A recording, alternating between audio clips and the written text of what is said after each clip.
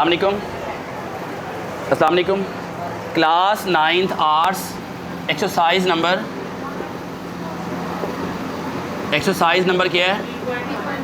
3.1 है।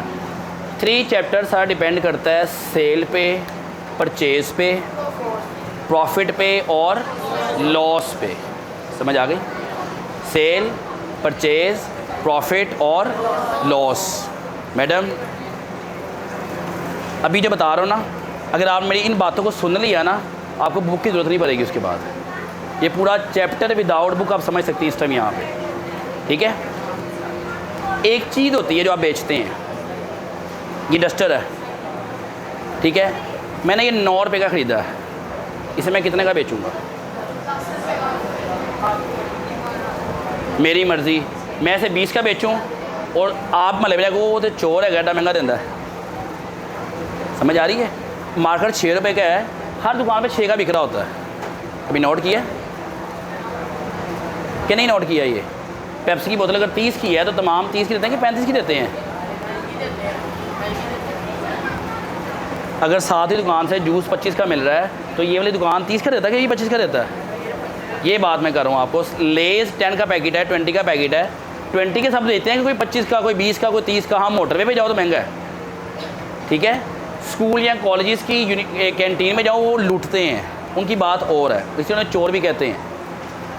समझ रही? एक न्यूट्रल रेट की बात कर रहा हूँ कि एक बंदे ने एक चीज़ ख़रीदी है, उसने उसको बेचना है, उसने उसमें क्या शामिल करना है। समझ रही? सबसे पहले अपनी कॉस्ट रिकॉर्ड करता है। वो क्या करता है? कॉस्ट में अपना मुनाफा ऐड करता है जो उसने कमाना है अपनी इन्वेस्टमेंट के बेस पे। अगर मैं कॉस्ट को मुनाफे पे जमा करूँ तो क्या निकल के आती है? सेल। अगर आपको चीज़ नुकसान हो रही है, कॉस्ट में से लॉस माइनस किया तो क्या आएगी? Abdulrahman stand up. Sell price equal to cost plus profit. Sell price is equal to cost minus loss. 2 बातें। इस क्वेश्चन में वो मुख्तलिफ फार्मूले लगाएगा, घुमाएगा। घूमना है तो आपकी मर्ज़ी, समझना है तब भी आपकी मर्ज़ी। ये 2 फार्मूले 3.1 को उड़ा देंगे। डन है? जहन में ये रखना है हमेशा प्रॉफिट की या तो परसेंटेज होती है या अमाउंट गिवन होती है। क्या होती है? मैंने ये ख़रीदा 9 रुपये का, इसमें मैं लाने का किराया भी ऐड करूँगा। जो मैंने गया और लाया, अपना टाइम लगाया, मैं उस टाइम की कॉस्ट भी ऐड करूँगा। समझ आई? जिस दुकान पर रख के बेच रहा हूँ उसका किराया भी ऐड करूँगा, ठीक है। उस दुकान पे जो उसको बेच रहा है, जो लड़का रखा है, उसकी तनख्वाह भी ऐड करूँगा, बिल भी ऐड करूँगा, चीज़ें भी ऐड करूँगा। क्या सब कुछ इसी में ऐड कर दूँगा? नहीं। इसने जितनी जगह ली, इसने जितने पैसे लिए, इसने जितनी मेरी एफ़र्ट ली, उतनी % इसके अंदर प्रॉफिट या इसका खर्चा ऐड करूँगा। समझ आ रही है कि नहीं आ रही? यहाँ से बाहर गए लिपस्टिक लेने, उसने कहा 100 रुपये की है। कितने की है? आप शालमी गए, वहाँ पे 70 रुपये की लेके आए। अगर देखो जी मैं 70 की लाया हूँ, ये अपनी अम्मी से जाके कह दी, वो देखो 100 की थी, आप लाओ 70 रुपये की लाई है। वाह बड़ी गल है। अब ये भी लेने चलेगी कि यहाँ बैठी रिक्शे पे 100 रुपये रिक्शे को दिया, वहाँ शालमी उतरी, वहाँ कोने पे था भटूरे वाला, इसने वहाँ से भटूरे भी खाए, 100 रुपये के भटूरे खा लिए, 200 रुपये हो गया। 70 रुपये की लिपस्टिक ली, 30 रुपये बजाय घर आ गई। अब लिपस्टिक कितने की है? समझ आ रही बात की? ये इसलिए बता रहा हूँ कि ये कीमती बातें हैं। अब इसे चाहिए कि एक लिपस्टिक ना लाए, चीज़ें लेके आए, ज़्यादा लेके आए, ताकि आने जाने का पेट्रोल मैनेज हो, बाकी चीज़ें मैनेज हो। 4 5 6 7 8 चीज़ें खर्चा निकाला और कुछ बचत हुई आपकी, कि नहीं हुई? समझ आई कि फ्लाई कर गई? डन है बेटा जी? अगर आपको सेल प्राइस गिवन हुई तो क्या होगा? कॉस्ट प्राइस गिवन हुई तो क्या होगा? क्वेश्चन में कहता है जी कॉस्ट है 10,000 रुपया, प्रॉफिट है 5%, लॉस है 7%। यहाँ तो प्रॉफिट होगा या लॉस होगा? क्या दोनों इकट्ठे हो सकते हैं? या तो फ़ायदा या नुकसान। किसी चीज़ में फ़ायदा, किसी में नुकसान, ऐसे भी हो सकता है, ठीक है। अब आ गया formula, sell price is equal to cost minus profit. मैं खाली वर्डिंग लिख रहा हूँ, आपने फुल फॉर्म लिख रही हैं। आपने कॉस्ट कितनी है, कॉस्ट कितनी है, लॉस कितना है, परसेंट का 100 नीचे होता है, प्रॉफिट कितना है, किससे मल्टीप्लाई करवाना है, कॉस्ट से। ये नहीं कहना जो वैल्यू गिवन है उससे, किससे, कॉस्ट गिवन हो या ना हो फिर भी कॉस्ट। शाबाश। कुछ गलतियां जो मैं जान के करूंगा, कुछ गलतियां मैं जान के करूंगा, कुछ हो जाएंगी, ठीक है। जान के क्यों करूंगा, तुम्हें जगाने के लिए कि आप लोग होश में आए। ये क्लियर है। 10,000 आ गया, 2 जीरो कट गए, 500 आया, 10,500 सेल प्राइस कट गया, 700 आया, 9,300 सेल प्राइस। कोई मसला। 3.1 क्वेश्चन नंबर 1 कंप्लीट हो गया।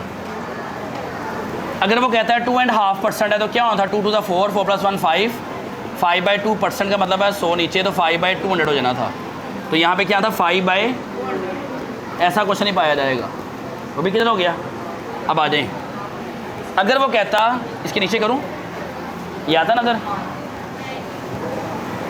ये साइड नज़र आती है इधर वाली। अब अगेन वही बात आ गई, क्या आ गई, sale price cost minus profit plus profit. Cost नहीं पता, सेल प्राइस 10,000 रुपये है, चलें सेल प्राइस 10,500 है। कॉस्ट पता आपको, नहीं पता, कॉस्ट निकालनी है। प्रॉफिट कितना है, किसका, ये नहीं करना कि 10,000 वहाँ पुट कर देना है, हमें वो गिवन नहीं है। जब गिवन नहीं है तो पुट भी, ये आ गया। अब कॉस्ट प्राइस कॉमन निकाल दूँ, निकाल दिया, ये कॉमन निकला तो यहाँ पे क्या आएगा 1 और यहाँ पे क्या आएगा 5/100, 10,500।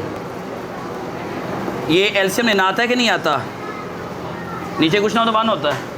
इसका एलसीएम लिया तो 100 नीचे मल्टीप्लाई करवाना पड़ेगा, 100 पर करवाना पड़ेगा, तो 100 = 5/100, दिस इज़ 105/100 कॉस्ट प्राइस 10,500। 10,500 को 100 से मल्टीप्लाई कराऊंगा और 105 पे। कोई बात समझ आ रही कि नहीं आ रही, ये भाई एलसीएम लेना समझ आया, ये सेम समझ आई। ये कब करना है, जब कॉस्ट प्राइस गिवन नहीं है। डन है। ये क्वेश्चन 1 की कैटेगरी है 3.1, ये क्वेश्चन नंबर 2 की कैटेगरी है 3.1। देख लें 3.1 में, क्वेश्चन नंबर 1 में आपको कॉस्ट प्राइस गिवन है, 3.1 में क्वेश्चन नंबर 2 में आपको सेल प्राइस गिवन है। अब क्या होगा, इसको इससे मल्टीप्लाई, इस पे डिवाइड, तो 10,000 निकलेगा। क्या निकलेगा, ये क्या निकला ही,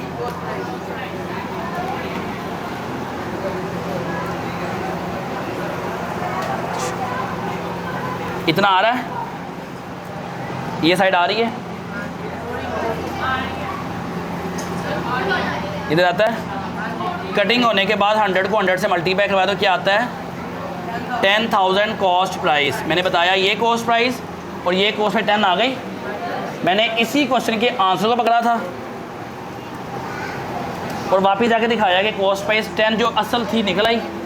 मीन्स सेल प्राइस गिवन हो, फिर फार्मूला ये लगाना है, उसकी तरह फार्मूला घुमा नहीं देना। वो क्या करेगा, सेल प्राइस गिवन है, लॉस यहाँ ले आएगा, प्रॉफिट यहाँ ले आएगा, कॉस्ट प्राइस वहाँ रखेगा, फार्मूला नया बनाएगा। मैं फार्मूला नया नहीं लेना चाहता आपको, डन है। हमने फार्मूला अपना यही फॉलो किया हर क्वेश्चन में, प्रॉफिट में प्लस, लॉस में माइनस के अकॉर्डिंग निकाला और अल्लाह खैर सल्ला। डन है। 3.1 क्वेश्चन नंबर 1, क्वेश्चन नंबर 2 आपका कंप्लीट हो गया है। और जहाँ फ्रैक्शन गिवन है मैंने आपको बता भी दिया फ्रैक्शन कैसे डील करते हैं।